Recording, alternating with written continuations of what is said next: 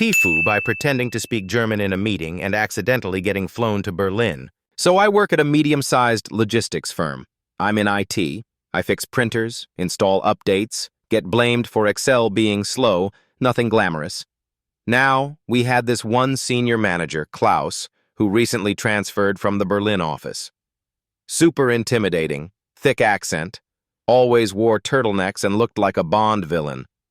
One day during a staff meeting, Klaus randomly says something in German to himself, like under his breath. I don't speak German. I barely passed high school Spanish. But for some reason, my half-asleep brain decided this was the moment to be funny. So I chuckled and said, "Ha ha ha, ja ja, genau." Everyone turns and looks at me. Klaus narrows his eyes and replies, in full-speed, native-level German. I panic.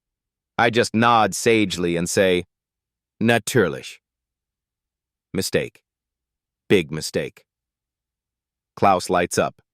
Apparently, I just agreed to join a special cross-continental IT integration project with the Berlin office. By the end of the week, I'm getting CC'd on emails written entirely in German. I try to Google Translate them, but they're full of technical jargon, and half of them sound like Cold War-era codes. I try to tell my boss I don't actually speak German, but he says, "Don't be modest. Klaus says your accent is perfect." 3 days later, they book me a flight to Berlin. Now I'm sitting in a conference room in Germany surrounded by actual German engineers discussing some server migration plan and looking at me for approval.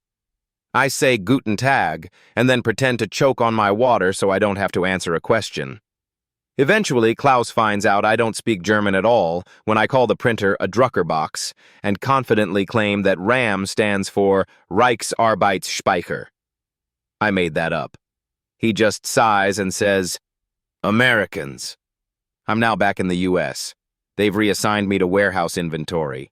But hey, I have a Berlin office mug, and I guess my fake accent was pretty good.